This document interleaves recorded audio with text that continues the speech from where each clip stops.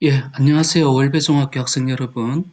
이번 시간에는 신라의 형성과 중앙 집권 국가로의 성장이라는 주제로 역사 시간을 갖도록 하겠습니다. 필기를 하면서 잘 들어주기 바랍니다. 예, 먼저 신라의 건국 이야기부터 출발하도록 하겠습니다. 신라의 건국 이야기는 박혁거스의 이야기부터 출발하겠습니다. 옛날에 이 진안 땅에 6개 마을이 있었습니다. 이 진안 땅은 화살표 보입니까?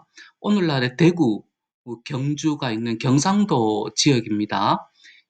진안 땅에 이 사로국이라는 경주 지역에 사로국이라는 국가가 있었습니다. 이 사로국이라는 국가는 누가 세웠는가 하면은 여기 혹시 낙랑군 보입니까? 화살표가 시작하는 곳. 여기가 고조선의 수도였거든요. 여기가 고조선이 이 백두산 옆에 이 압록강, 백두산 옆에 오른쪽에 두만강, 이 압록강 평양 이 일대가 고조선 지역이었죠. 고조선이 중국 한나라로부터 공격을 받아서 멸망당합니다.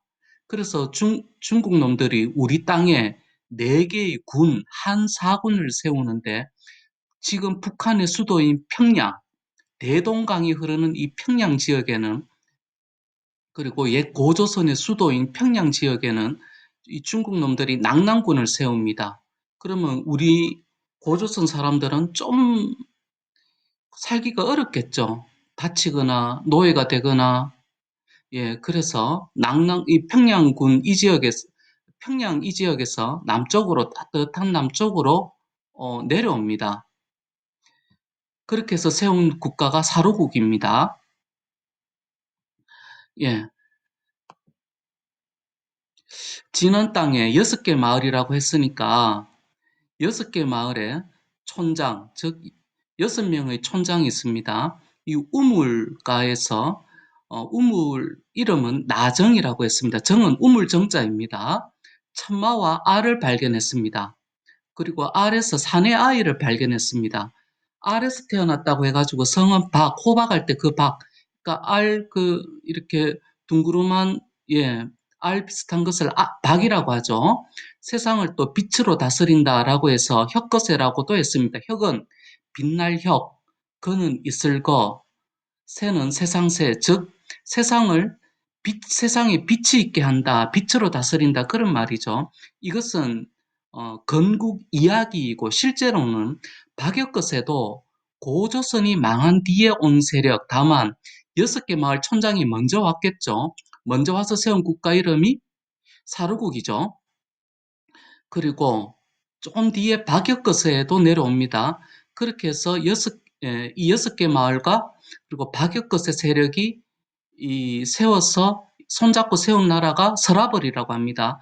그런데 건국 이야기는 왜 알과 천마를 하늘 천 말맞자를 넣었을까요? 그것은 바로 하늘에서 온 신성한 세력이라는 의미입니다. 천마가 지키고 있는 알, 예, 그런 뜻입니다. 여기 그림 보입니까? 예, 6명의 촌장들, 하늘로 나르는 말, 나정, 알, 여기서 태어난 박역거세. 예, 그리고 박역거세는 또 용의 옆구리에서 태어난 이 아령과 결혼합니다. 예, 어디에서 태어나? 예, 용의 옆구리에서 태어난 아령이라고도 하는데 부리는 닭의 부리를 하고 있네요. 곧 없어집니다. 예, 그런데 이 용은 물의 신을 의미하기도 하고요. 물은 어디에 흐릅니까? 강물은 땅에 흐르죠. 즉, 용은 물의 신이자 땅의 신이기도 합니다. 박역거세는 천마가 지키는 아래니까 하늘을 상징하죠. 아령은 땅을 상징합니다. 즉, 박역거세와 아령이 결혼했다라는 것은 어, 하늘과 땅의 결혼입니다. 그렇게 해서 만들어진 국가 이름이 서라벌입니다. 하늘과 땅은 농사의 절대 조건입니다. 당시 신라인은 권력을 마음대로 휘두르라고 왕과 왕비를 세운 것이 아니라 왕과 왕비를 농사가 잘 되게 하는, 즉 백성을 살리는 존재로 생각을 했습니다. 이게 포인트입니다.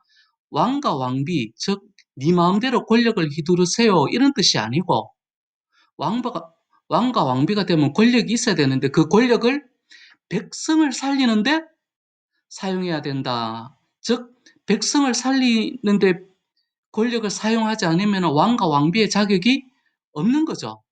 아주 참 좋은 건국 이야기죠. 예.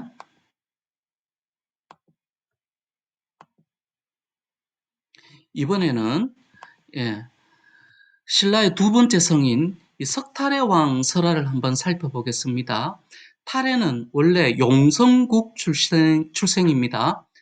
다판화국을 용성국이라고도 합니다. 임신한 지 7년 만에 큰 알을 낳았습니다. 왕이 그 알을 버리라고 하니까 사람들이 괴짝에 넣어 바다로 보냈는데 이 괴짝이 서라벌에 이르게 되었습니다. 해변의 할머니가 이 사람은 권력자일 가능성이 큽니다. 좀 무당일 가능성도 있고요. 상자를 발견하고 아이를 키웠는데 그가 바로 석탈해다. 여기서 탈은 벗을 탈, 해는 열해, 즉 알을 벗고 열어서 태어났다 이런 말입니다. 알에서 태어난 석탈해.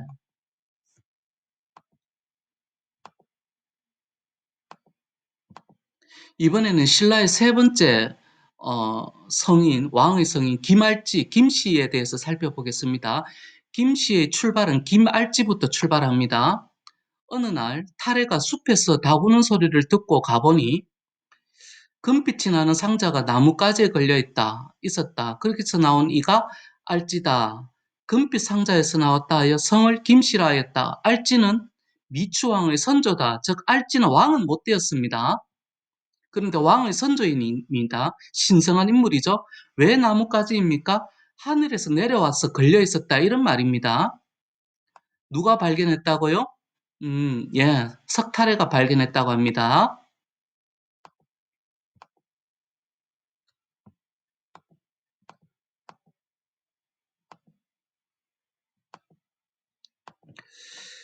예, 건국 이야기를 한번 분석해 봅시다. 신라의 건, 신라의 건국 시조들은 알이나 나무에 걸린 상자에서 태어났습니다. 이는 건국자들이 아, 천마 알 어디 뭘 상징한다고요? 예, 하늘에서 왔다는 왕실의 신성함을 강조하기 위한 것입니다.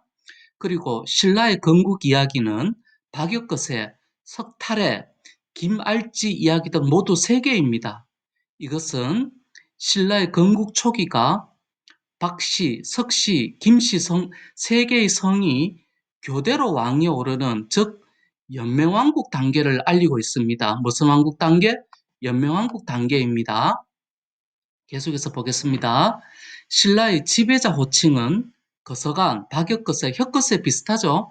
거서관, 차차웅, 이사금, 마립간, 왕 이렇게 5개로 이렇게 바뀌게 됩니다. 그 중에 차차웅은 무당을 뜻합니다. 지배자를 차차웅, 무당으로 불렀다라는 것은 왕을 차차웅으로 불렀다라는 것은 무당으로 불렀다라는 것은 신라 초기 사회가 고조선처럼 제사와 정치가 일치가 된 재정 일치 사회인 것을 알리고 있습니다.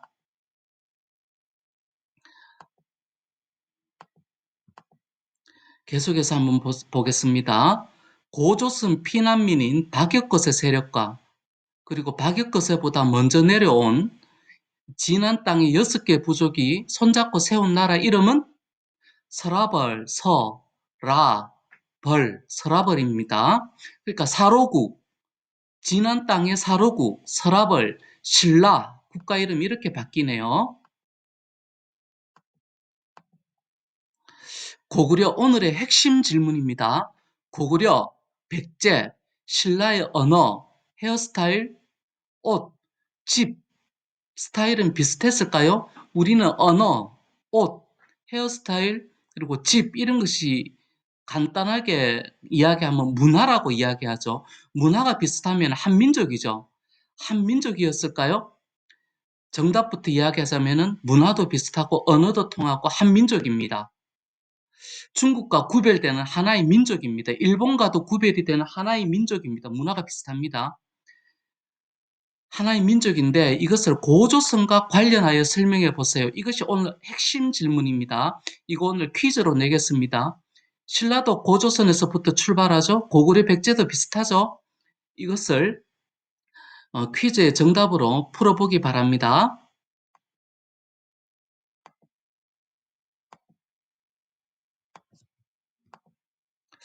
서랍을 4세기 후반 뇌물 마리간 시기 신라는 중앙 집권 국가로 발전하기 시작합니다. 중앙 집권 국가는 왕권이 강화되는 것이죠.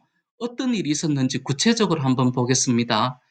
첫 번째, 진안 지역, 그러니까 사로국을 넘어서 경상도 지역, 낙동강 일대, 진안 지역을 전쟁으로 정복합니다. 왕이 전쟁을 이끌었는데 승리했습니다. 당연히 왕권이 강화가 되고 뇌물마리간이 김씨이거든요. 이제부터는 위대한 김씨만 왕위에 오를 수가 있습니다. 누구의 후손이니까? 뇌물마리간의 후손이니까. 세 번째, 지배자 호칭도 이사금에서 대군장, 대우두머리를 뜻하는 마리간으로 바뀌게 됩니다. 이러다가 뇌물마리간이 위기를 맞이하게 됩니다. 어떻게? 백제, 왜? 가야의 공격을 받았습니다. 신라가. 서라벌이. 이 백제는 좀 이상하죠. 백제는 참 같은 민족인데 왜와 손잡고 그리고 가야와 함께 서라벌을 공격합니다.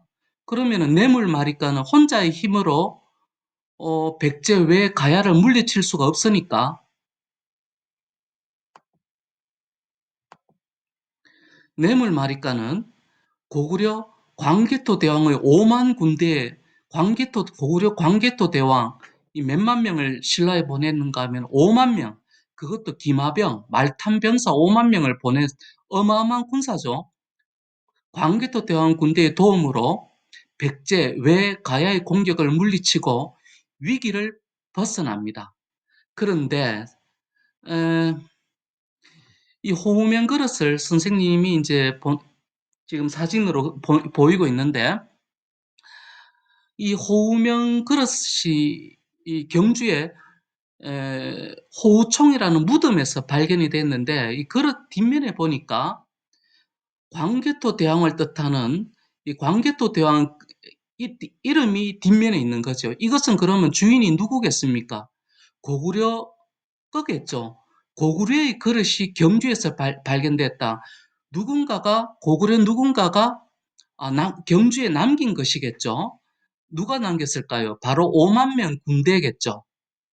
이 호우면 그릇은 고구려 광개토 대왕 군대가 신라, 정확하게 말하면 서랍을 뇌물마리간을 도와서 백제, 외, 그리고 가야를 물리친 사실을 알리고 있습니다. 퀴즈 문제에 이것을 알리는 그릇 이름을 적으시오. 그러면 호우면 그릇이라고 적으면 됩니다.